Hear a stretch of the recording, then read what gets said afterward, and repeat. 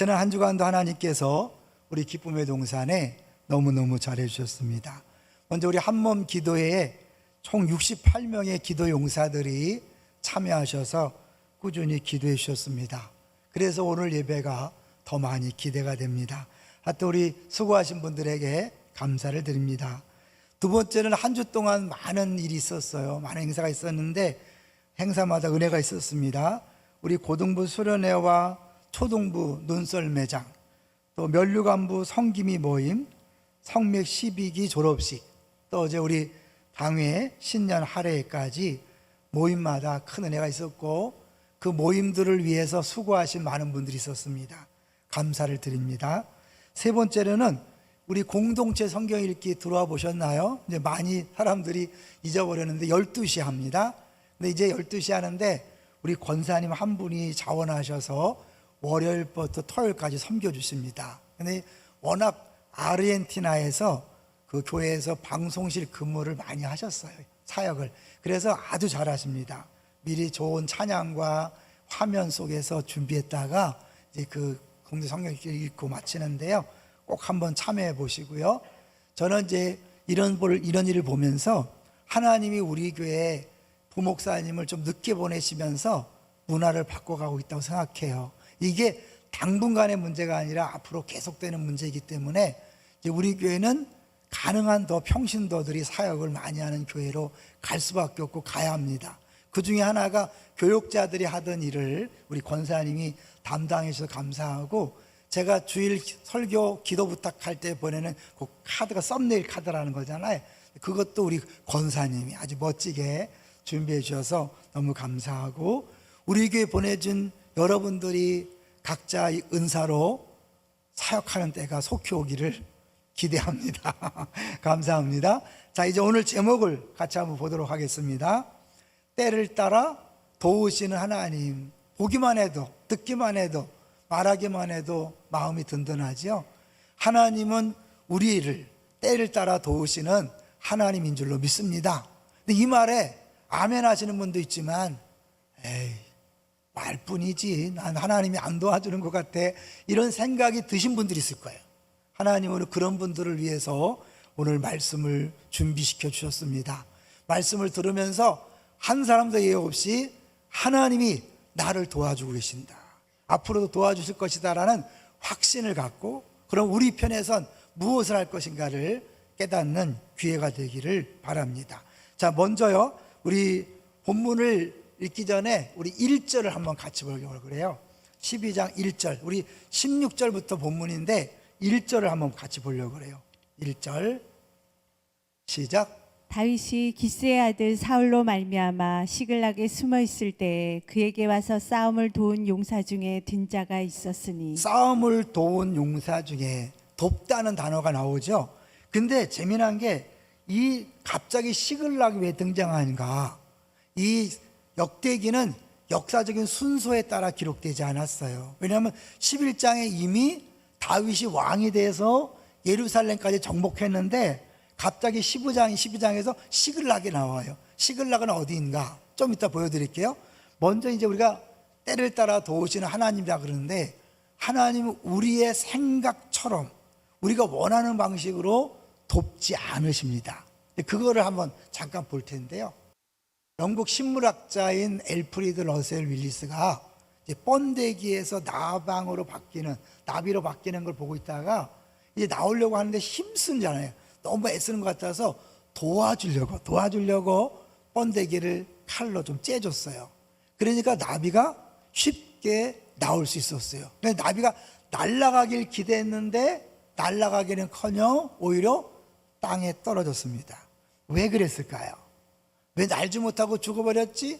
한번 읽어주세요. 우리 나비들은 번데기를 스스로 뚫어내는 고통을 견뎌내고 그 과정을 통해 날개짓을 할 수 있는 힘을 얻을 수 있는데, 인간이 번데기를 갈라버렸으니 그 힘을 얻지 못한 것이지. 우리는 그냥 도와주면 좋은 것처럼 보이지만 이 번데기 속에 있는 그 나비를 도와주는 건 죽이는 거죠. 그러면 하나님이 우리를 도와줄 때 우리 생각대로 도와주지 않는다고 안 도와주는 걸까요? 아닌 거죠. 우리보다 우리를 더 잘하신 하나님이 우리에게 꼭 필요한 방법으로 도와줍니다. 아이들을 키우다 보면 아시잖아요. 아이들이 어쩔 수 없이 밤에 잘 때 이를 닦아야 되고, 사탕 먹지 않아야 되고, 때를 따라 가짜 젖꼭지도 떼야 되고, 또 소변도 가려야 되고, 이런 과정 속에 아이들은 무지 힘들어하는데 그런 것들을 다 도와준다고 그게 해결되는 게 아니잖아요. 하나님 우리를 도와주되 우리를 하나님이 원하시는 목적을 향해 살 수 있도록 그렇게 변화시키는 줄로 믿습니다. 그래서 우리가 하나님 우리를 만나주시고 만져주시되 하나님 원하시는 모습으로 만들어 가시는 거예요. 다윗은요 15살이나 17살에 기름 부음 받았다고 그렇게 성경은 이야기해요. 몇 살에 왕이 됐죠? 30살에 왕이 됐어요. 그러면 15살이면 15년이고 17살이면 13년 동안을 왕이 되기 전에 고생을 한 거예요. 이 시글락은 이 다윗이 사울을 피해서 도망 다니다가 가다가 갈 데가 없어서 원수의 나라인 블레셋 나라에 살게 된 곳이 이 시글락이거든요. 근데 이 역대기는 우리 지난주에 얘기했지만 사무엘 상하, 열왕기 상하와 시각이 달라요. 쓰는 시각이. 그래서 어떤 분이 이렇게 얘기하더라고요.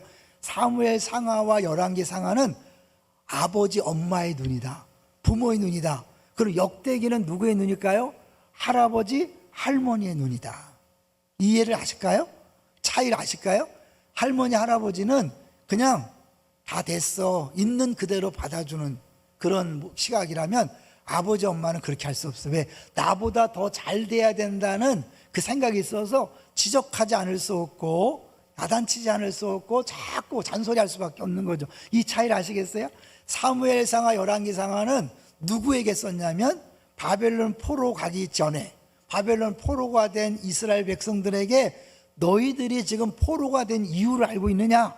하나님이 무능해서도 아니고 하나님 너희를 버린 것도 아니고 너희 죄 때문이다. 아주 노골적으로 역사적인 이야기를 적나라하게 기록해서 그들의 죄를 이렇게 드러내는 거죠. 역대기는요 많이 편집을 했어요. 그리고 열왕기 상하에 없는 내용을 일부 집어넣으면서 이 역대기만의 독특한 메시지가 있어요. 그거는 이 포로 잡혀갔다 돌아온 사람들을 위로하고 격려하고 소망을 주기 위함이에요. 그러니까 오늘 설교를 듣고 위로받고 격려받고 소망을 얻지 않으면 설교를 잘못 들으신 거예요. 저는 그 방향으로 지금 설교할 거예요. 기대하시고 들으시면 좋겠어요. 자, 그런데 이들이 왜 위로가 필요하냐면 바벨론 포로로 잡혀갔다가 70년 동안 갇혔던 모든 근거지를 버리고 포기하고 돌아왔어요. 성전을 어렵게 건축했어요. 그럼 무슨 큰 일이 벌어질 줄 알았는데 여전히 시시하고 가난하고 부족한 삶을 사니까 하나님 정말 살아계신가? 우리를 사랑하시나? 언약이 아직도 유효한가? 이것 때문에 고민하고 있는 그들에게 아니야, 너희들 여전히 사랑해, 너희들과 함께 분명히 하나님 목적을 이룰 거야. 그러면서 그것을 대표적인 인물로 다윗을 딱 등장시키는 거예요. 다윗을 봐라. 다윗이 비록 13년 15년 동안 어려움 속에 있었지만 결국 왕이 되고 가장 부강한 나라를 이루었지 않느냐. 너희들도 기대감을 가지고 나만 믿어라 그런 거예요. 그런데 앞부분에서 분명히 왕이 됐는데 다시 12장에 가서 시글락이 나왔다. 한번 이제 시글락을 같이 보겠습니다. 시글락이 어디 지방이에요? 저게 가드가 블레셋 땅인 거 다 아시죠? 왜냐면 골리앗이 어디 출신이에요? 가드 출신이에요. 그러니까 그 가드 미치니까 시글락 당연히 블레셋 땅이, 이스라엘 땅이 아니라 블레셋 땅인데 이스라엘과 블레셋은 계속 원수 관계예요. 그래서 이제 사울이 다윗을 계속 시기질투해서 막 쫓아다니니까 도망가다가 다윗이 어디까지 도망갔냐면 저 블레셋 땅을 도망간 거예요. 딱 도망갔는데 사람들이 알아본 거예요. 와, 저놈 우리의 영웅 골리앗을 죽인 놈이다. 저놈을 가만두면 안 됩니다. 그러니까 놀래갖고 갑자기 미친 척을 한 거예요. 침을 막 질질 흘리면서 막 미친 척을 하니까 왕이 아니 저런 놈을 왜 데리고 왔어? 빨리 쫓아내. 그래서 간신히 도망 나왔는데 시편 34편에 하나님이 주를 경외하는 자를 돌보신다 막 이렇게 썼어요. 그런데 또 계속해서 사울이 여전히 쫓아다니니까 그렇게 한번 된통 당하고도 다시 블레셋 땅으로 도망갔고, 그때는 그 블레셋 왕의 신임을 얻어서 시글락이라는 한 조그만 마을을 얻어서 그 다윗 일행이 살게 된 거예요. 그러니까 왕 되기 전에 어려울 때 이야기해요. 이 얘기를 왜 할까요? 너희들 지금 어렵지? 그러나 어려운 것으로 끝나는 게 아니라 그 어려운 때에 다윗과 함께 했던 하나님이 너희들의 지금 어려운 상황에서도 함께 하신다. 그걸 보여주는 거예요. 이해되시죠? 자, 그래서 다시 이제 오늘 읽었던 본문으로 가보면 16절로 가볼게요. 특별히 이 베냐민 지파를 강조하거든요. 읽어보겠습니다. 16절 시작. 베냐민과 유다에서 자손 중에서 요새에 이르러 다윗에게 나오매 네, 특별히 베냐민 자손이 나온 것을 이야기해요. 유다 자손이 나온 건 이상하지 않아요. 왜냐하면 다윗이 유다 지파니까. 근데 베냐민 지파에서 나온 건 이상한 게 뭐냐면 사울이 어느 지파일까요? 베냐민 지파예요. 지금 사울이 계속 쫓아오는 상황인데 자기들의 우두머리 왕인 사울과 같은 지파 사람들이 왔다? 이게 다윗 편에서 볼 때는 의심스러운 거예요. 혹시 스파이로 온 게 아닌가? 간첩으로 온 게 아닌가? 그래서 17절에 다윗이 두려운 마음에 이렇게 묻는 거예요. 17절을 같이 보죠. 시작. 다윗이 나가서 맞아 그들에게 말하여 이르되 만일 너희가 평화로이 내게 와서 나를 돕고자 하면 내 마음이 너희 마음과 하나가 되려니와 만일 너희가 나를 속여 내 대적에게 넘기고자 하면 내 손에 불의함이 없으니 우리 조상들의 하나님이 감찰하시고 책망하시기를 원하노라. 다윗의 심정을 이해하겠어요? 지금 막 쫓기는 입장인데 사울과 같은 지파 사람들이 자기를 돕는다고 온 거예요. 여기 요 본문이 돕는다는 단어를 계속 반복해서 사용함으로 말미암아 하나님이 도우신 하나님을 보여주고 있는 거예요. 이들이 도우러 왔어요. 다윗을 도우러 왔어요. 근데 다윗 입장에서는 의심이 되는 거죠. 자, 그래서 이게 먼저 이 본문이 도움에 대한 이야기라는 걸 알기 위해서 같이 한번 역대상의 요 부분에 도움이란 단어가 몇 번 나오는지 볼까요? 7번을 보여주시면 1절에 도움 얘기했죠. 도운 용사. 18절에 돕는 자. 19절에 돕지 못함. 22절에 돕고자 함에 23절 다윗에게 나와서 도왔다 그런 내용인데 우리가 특별히 또 재미난 건 뭐냐면 요 명단이 쭉 나오는데 명단 중에 세 사람이 저 아자르라 그랬잖아요. 에셀 그러거든요. 아담에게 돕는 배필로 하와를 줄 때 돕다는 단어가 에셀이에요. 에셀. 근데 요 12장에 나오는 많은 사람들 중에 에셀이라는 단어가 들어간 사람이 세 사람이 나와요. 볼까요?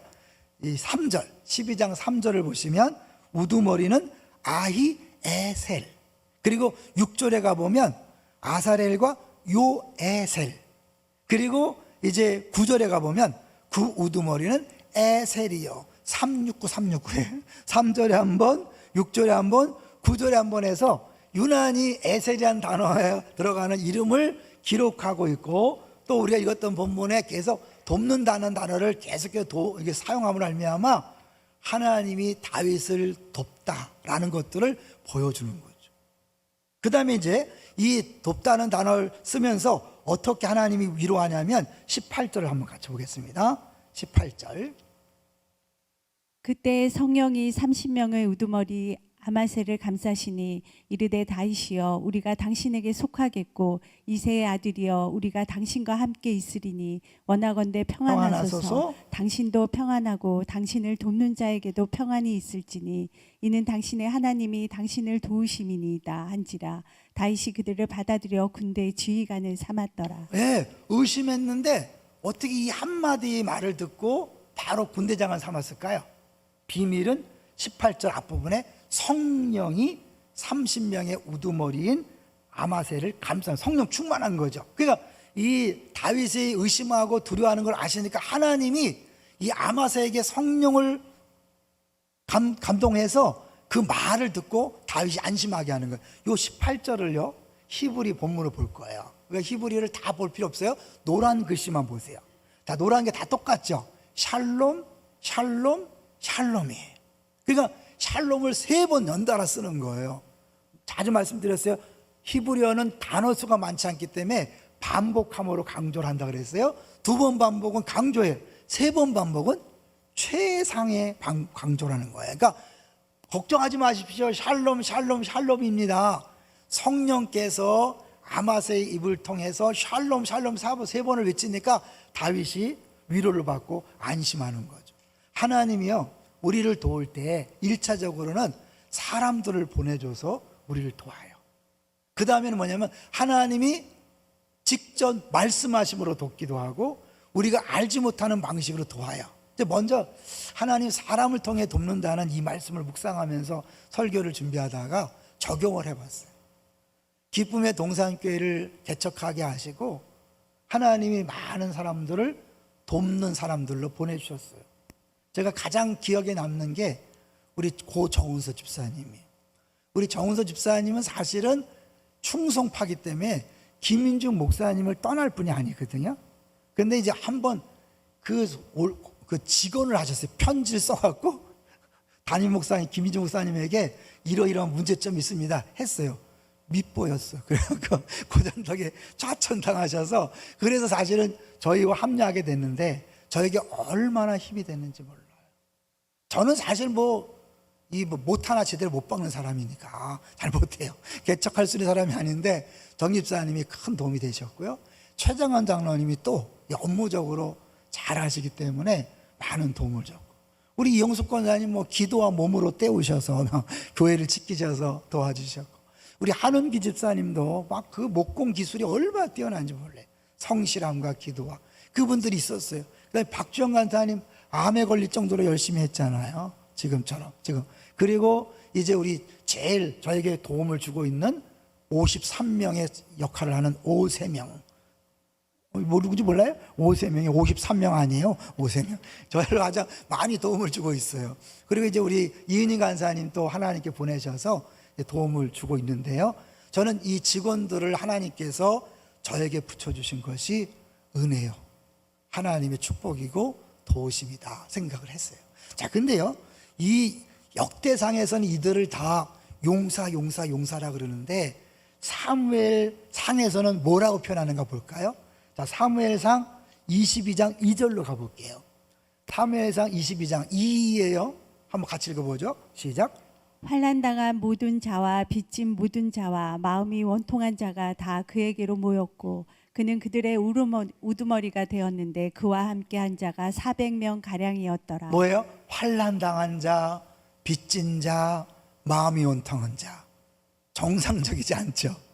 그런데 사무엘상에는 저렇게 표현했는데 역대상에서는 뭐예요? 다 용사들이다. 누굴 돕기 위한? 다윗을 돕기 위한 용사들이다. 우리 교회랑 딱 맞아요. 우리 교회는요, 처음 개척했을 때 곧 망한다 그랬어요. 대표적인 게 우리 박철민 집사 있죠? 베이스 치는 그 회사 임원들이 우리 교회 망할 줄 알았다는 거예요.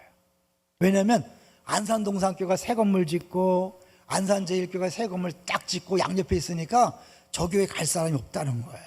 사람의 생각이죠. 하나님은 기쁨의 동산교회를 이곳에 세우신 이유가 있고 이곳에 수많은 사람들을 보내셨어요. 물론 초창기에는 거의 대부분이 상처받고 적응하지 못한 분들이 오셨어요. 그러니까 대부분이에요. 다는 아니에요. 또 어떤 사람 막 시험 들어가고 난 아닌데 그랬다고 막 화를 내신 분이 있었어요. 조심스러워요. 근데 거의 대부분이 그런데 그게 주의 뜻이에요. 여러분이 아무 어려움 없으면 여기 왔겠어요? 저 삐까번쩍한 안산동산이나 안산제일 갔겠죠. 하나님이 특별히 뽑아서 저를 도와 기쁨의 동산교회를 세우려고 보내주신 줄로 믿습니다. 자부심을 가지세요. 여러분은 하나님이 용사들이라 그래요. 상처받고 억눌리고 빚진 자라도 어쩔 수 없이 다윗에게 왔지만 하나님은 그들을 다윗을 돕는 용사로 세우신 거죠. 이게 한때 400명이에요. 그리고 이제 이 시글락에 갔을 때 그때만 해도 한 600명 됐다 그래요. 근데 그러면서 지휘관들이 막 오는 거죠. 우리 교회도 이제 처음에는 상처 입은 분들도 많이 왔지만 이제 아주 잘 준비된 일꾼들도 이제 슬슬 오고 있어요. 누가 하신 일일까요? 주님이 하신 일이죠. 때를 따라 도우시는 거예요. 처음에는 그렇게 상처 있고 어려운 분들이 모여서 같이 치유받고 회복되면서 어느 정도 세월이 흐르면 이제 다음 세대를 위해서 준비된 일꾼들이 오게 돼 있는 거예요. 그러니까 하나님 여러분 보내줬다 생각하시고 자기 은사를 마음껏 발휘하셔서 사역하시기를 주의 이름으로 축원합니다. 우리 교회는 새 가족이라 하지 않고 뭐라 그런다고 그랬죠? 새 사역자다. 여러분, 우리에게 오는 순간 하나님이 제102구 사역 공동체 멤버로 부르신 거지, 그냥 여러분을 그냥 새 가족 정도가 아닌 거예요. 그러니까 여러분 오시는 즉시 여러분 일꾼이 되시는 거예요. 자, 저는 이 말씀을 준비하면서 이런 생각이 들었어요. 그럼 여러분 각자의 인생에도 힘들고 어려울 때 하나님께서 돕는 사람들을 분명히 붙여주셨다고 믿습니다. 안 믿어지죠. 너무 힘드니까.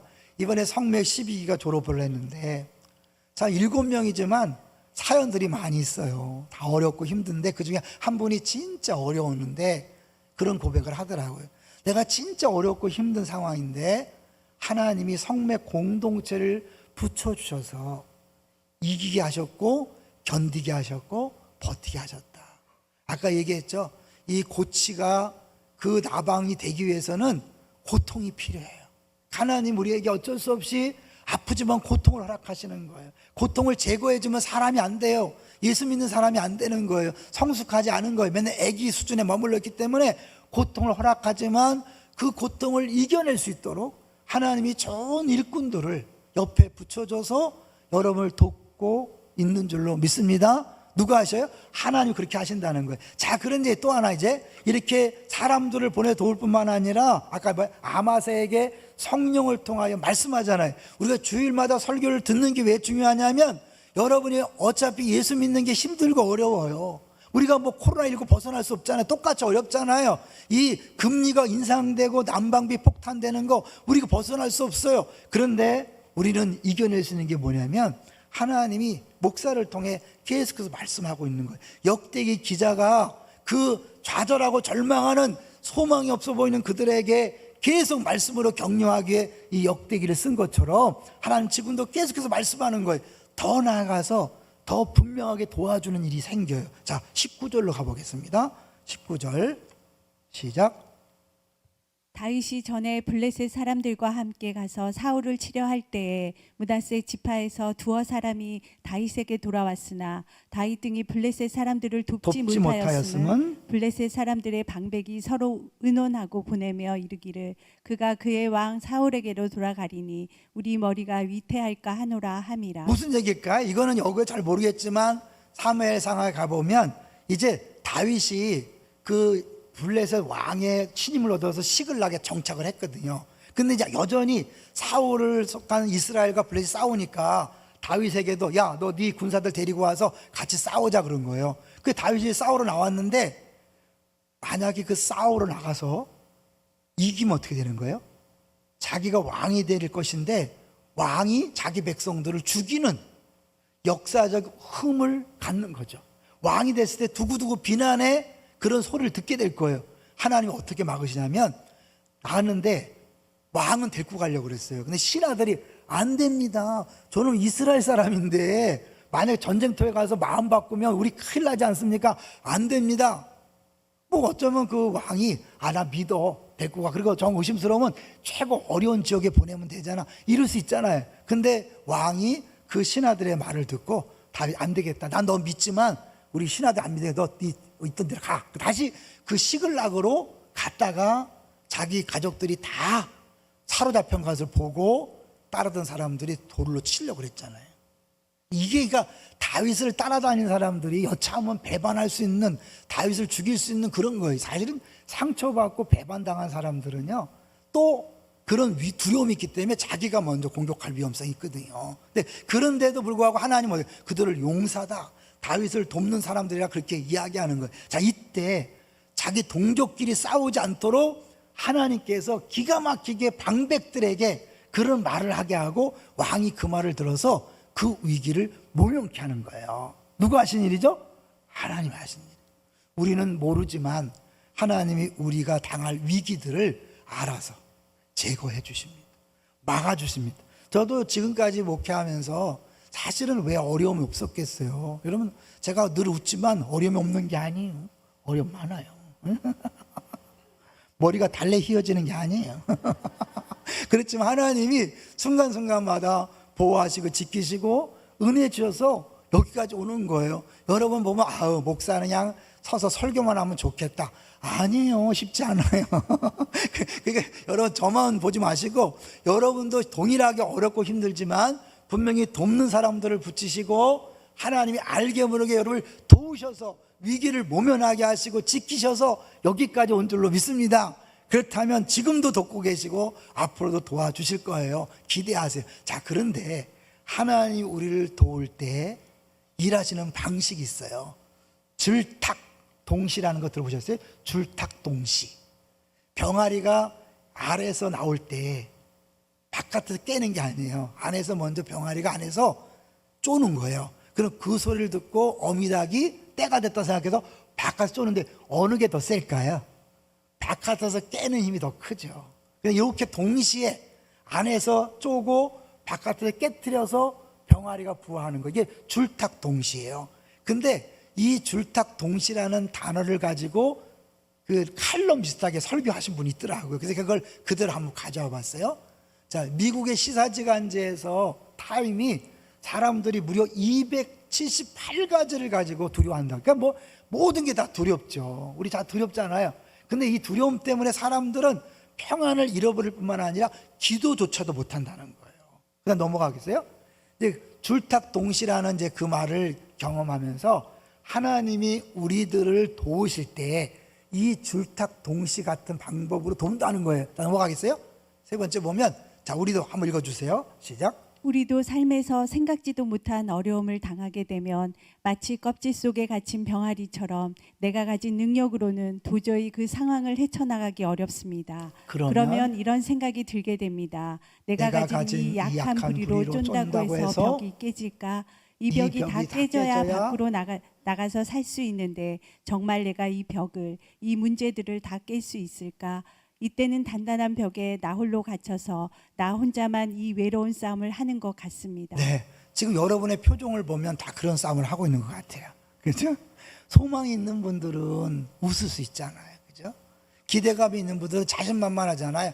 근데 너무 힘들어 보여요. 왜? 이게 우리의 모습이에요. 하나님이 이 모습을 다 알고 계셔요. 자, 그래서 그 다음에 볼게요. 그 다음에 같이 읽어봅니다. 시작. 하지만 바로 이때 우리는 우리를 도우시는 하나님이 이 벽 너머에 든든히 서 계신다는 사실을 기억해야 합니다. 그리고 우리가 여리디 여린 불이지만 기도의 손을 뻗어서 나를 둘러싼 벽을 기도로 쪼아야 합니다. 반드시 역사하실 하나님을 믿고 믿음으로 벽을 쪼기 시작하면 하나님의 권능의 손길과 바로 맞닿게 됩니다. 우리의 기도의 불의와 주님의 불의가 닿게 되는 겁니다. 멋지죠? 그죠? 하나님 우리가 어려움을 주셨을 때 그냥 어려움을 해결해 주는 게 아니에요. 우리들이 기도하게 하셔요. 부르짖게 하세요. 주를 찾게 하셔요. 그런데 그것을 할 때 하나님이 결정적으로 도와주셔서 우리를 구해 주시는 거예요. 근데 우리는 이제 그런 생각을 하죠. 야, 다윗이니까 하나님이 도와주셨지. 나 같은 사람을 도와줄까? 이런 생각을 할 수 있잖아요. 그런데 성경에 보면, 특히 역대기에 보면 므낫세에 대한 기록이 나오는데, 이 므낫세는 열왕기 상의 입장에서 볼 때는 아주 나쁜 왕, 역사상 가장 나쁜 왕. 그래서 이 므낫세 때문에 유다가 멸망할 수밖에 없었다고 이야기해요. 한번 같이 볼게요. 열왕기하 23장 26절이에요 읽어봅니다. 시작. 그러나 여호와께서 유다를 향하여 내리신 그 크게 타오르는 진노를 돌이키지 아니하셨으니 이는 므낫세가 여호와를 경노하게 한 그 모든 경노 때문이라. 그 다음 왕이 아무리 잘해도 하나님이 이제 끝났다고 하는 거예요. 왜? 이 므낫세가 너무 악하니까. 하나 더 보시면요, 24장 3절 4절. 근데 이거는 빨리 지나갈 거예요. 므낫세의 지은 모든 죄 때문에 하나님이 유다를 바벨론 포로로 끌려가게 하실 것이다 라고 그렇게 하셨어요. 그런데 역대기에서 뭐라고 얘기하는가? 역대하 33장을 가볼 거예요. 33장. 이제 므낫세에게 말씀했지만 말을 안 들었어요. 11절. 그래서 아수르 왕의 군대 장관들이 그를 결박하여 끌고 갔어요. 그 다음에 끌려갔을 때 그 환란을 만나니까 하나님께 간구했어요. 그래서 조상들이 하나님 앞에 겸손하니까 그 가장 나쁜 왕, 역사상 가장 나쁜 왕인데 그 회개를 들으시고 그가 기도한 걸 들으시고 어떻게 해요? 같이 읽어봅니다. 시작. 기도하였으므로 하나님이 그의 기도를 받으시며 그의 간구를 들으시사 그가 예루살렘에 돌아와서 다시 왕위에 앉게 하심에 므낫세가 그제서야 여호와께서 하나님인 줄을 알았더라. 이 므낫세가 몇 년 동안 왕이 있었는지 아세요? 55년. 가장 오랜 기간 동안 왕으로 통치했어요. 열왕기상 입장에서 볼 때, 항하 입장에서 볼 때는 저렇게 악한 왕을 하나님이 살아계시다면 당장에 심판하시지 왜 가만두셨지? 이러고 끝났는데 역대기에 보니까 그렇게 나쁜 왕인데, 한 나라를 멸망시킬 만큼 악한 왕인데 하나님은 그의 회개를 보시고 돌이키셔서 55년간을 통치하게 하였다. 이걸 뭘 메시지? 우리 중에 어떤 사람도 어떤 죄를 졌어도, 살인과 흉악범이라도 하나님은 회개하면 그 회개를 받으시고 용서하시고 하나님이 함께 하신다는 거예요. 그렇다면 여기 앉아있는 우리 모두 중에 나는 안 돼, 나는 어쩔 수 없어, 나 같은 것을 하나님이 돕지 않을 거야, 그럴 사람이 있습니까 없습니까? 없다는 거예요. 바울이 얘기하잖아요. 나 같은 죄인 중에 괴수를 구원했다는 것은 뭐냐면, 나를 모델 삼아서 나 같은 것도 구원했다면 여러분은 다 구원하신다, 이거잖아요. 이 므낫세를 이 역대기에 특별히 열왕기에 없는 내용을 사용하시면서 얘기하는 거죠. 그래서 이 열왕기와 역대기를 비교할 때 열왕기는 역사 속에서 예화를 찾는 거예요. 설교를 할 내용을 가지고 하다가 역사에서 예를 들지만, 역대기는 이 역사 자체가 설교를 하는 거예요. 그러니까 이 역대기 자체가 설교죠. 자, 그러면 이제 하나님께서 우리를 돕을 수 있다는 것을 이 므낫세를 통해서 봤지만, 더 확실한 건 뭐냐면, 이 역대기에서 말하는 이 다윗은 장차 오실 예수 그리스도를 말하고 있거든요. 왜냐하면 모든 성경은 예수 그리스도 생각한다고 그랬잖아요. 키아진 구절을 한번 잠깐 보여주시면, 키아진 구절 보이세요? 이게 사실은 이제 진짜 핵심은 이게 아니에요. 원래는 다윗에 대한 메시지는 그가 법궤를 예루살렘으로 옮겨온 것이고 성전을 짓겠다고 마음먹은 것, 이것이 핵심이에요. 그래서 하나님이 그런 다윗을 사랑했고 그 다윗을 중심으로 나라를 부강하게 했는데, 이 성전과 연관되는 분이 누구예요? 예수 그리스도잖아요. 예수님이 자신이 성전을 오셔서 이 성전을 헐라 내가 지으라 그랬잖아요. 근데 그 예수님은 다윗과 달리 하나님의 도움을 받은 것이 아니라 하나님의 버림을 받았어요. 어떻게? 엘리 엘리 라마 사박다니. 하나님이 버리시는 그 순간에도 예수님은 하나님에 대한 사랑을 포기하지 않고 끝까지 나의 하나님이라고 불렀어요. 그러기 때문에 그 예수님 때문에 이제 우리는 언제든지 도움을 요청할 수 있는 거예요. 히브리서 4장 가볼게요. 우리가 도움을 요청할 수 있는 근거는 단순히 우리의 회개를 넘어서서 확실한 근거는 예수님인 거예요. 자, 히브리 4장 15절 같이 읽습니다. 시작. 우리에게 있는 대제사장은 우리의 연약함을 동정하지 못하실 리가 아니요 모든 일에 우리와 똑같이 시험을 받으신 이로되 죄는 없으시니라. 똑같이 시험 받았다면 우리 당하는 모든 고난, 아픔, 이건 아무도 몰라, 나밖에 몰라 하는 그 고난도 예수님은 내가 더 큰 고난 당했기 때문에 네 아픔을 안다. 심지어 사랑하는 아버지에게 버림당했을 때에 그 고통, 지옥의 고통을 경험했잖아요. 자, 그렇게 경험한 이유는 뭐냐면, 우리를 다 이해하시기 위한 것도 되지만 동시에 뭐예요? 그분이 버림받음으로 우린 절대로 버림받지 않는 존재가 된 거예요. 예수님이 가난해지심으로 우리가 부유하고, 예수님 채찍에 맞음으로 우리가 당을 나누었고, 그분이 버림을 당함으로 우리는 절대 버림을 당하지 않는 거예요. 아무리 어렵고 힘들어도 버림받은 것 같은 느낌만 있을 뿐이지 실제는 절대로 버림당하지 않습니다. 할렐루야. 하나님 여러분을 절대 버리지 않습니다. 반드시 도와주십니다. 이제 우리가 할 게 뭐예요? 도우시는 하나님을 향해서 담대히 보좌 앞에 나아가는 것이 필요한 거예요. 그냥 저절로 주는 게 아니라 같이 읽어볼게요. 시작하시. 그러므로 우리는 긍휼하심을 받고 때를 따라 돕는 은혜를 얻기 위하여 은혜의 보좌 앞에 담대히 나아갈 것이니라. 하나님이 알아서 해주겠지? 아니에요. 여러분이 그 고난 앞에서 주저앉지 말고 주 앞에 나와 기도하셔야 돼요. 여러분 행복하다면 그냥 사셔야 괜찮아요. 근데 행복해 보이지 않아요. 그럼 어떻게 하셔야 돼요? 하나님이 나를 아시고 나를 도와주려고 준비하고 있거든요. 여러분 기도 자리에 나오셔야 돼요. 그러면 하나님께서 준비한 은혜를 주시는데, 자 이제 볼게요. 22절 볼게요. 오늘 본문은 22절. 하나님이 사람들을 보내줬는데 22절 보니까 12장 22절 시작. 그때 사람이 날마다 다윗에게로 돌아와서 돕고자 하매 큰 군대를 이루어 하나님의 군대와 같았더라. 이때는 해봐야 600명, 700명 이 정도밖에 안 되더라. 근데 하나님의 큰 군대다. 왜요? 하나님이 보내줬으니까. 여러분 주변에 있는 사람들이 가난해 보이고 약해 보여도 하나님이 보냈다면 그 사람이 여러분을 충분히 도울 수 있습니다. 무시하지 마세요. 그 다음 관계를 잘 맺으세요. 그래야 그 사람이 하나님 보내신 목적을 이룰 거예요. 더 나아가서 여러분이 지금 어려울 때 그 도움을 받고 조금만 버티고 견디면 하나님께서 원하시는 목적대로 여러분을 쓰실 거예요. 자, 우리 링컨의 이야기를 보면서 정리합니다. 링컨이 이런 말 했다 그래요. 같이 읽어보죠. 전능자는 자신의 목적을 갖고 계신다. 우리의 목적이 아니에요. 자신의 목적을 가지고 자신의 방법대로 우리를 인도하시는 과정 속에 고난이 옵니다. 다윗이 기름 부음을 받은 다음에 왕으로 세울 목적이 있어서 기름 부었지만 15년, 13년을 고생 속에 고생했지만 그때 하나님이 가만히 있는 게 아니에요. 사람들을 보내서 도왔고 그가 느끼지 못할 때 수많은 위기를 거기에서 건져내시고 나서 결국에는 왕으로 세우셨잖아요. 할렐루야. 여러분도 하나님이 각자 목적을, 하나님이 가진 목적을 향해서 여러분을 인도하고 계신 줄로 믿습니다. 두려워하지 마십시오.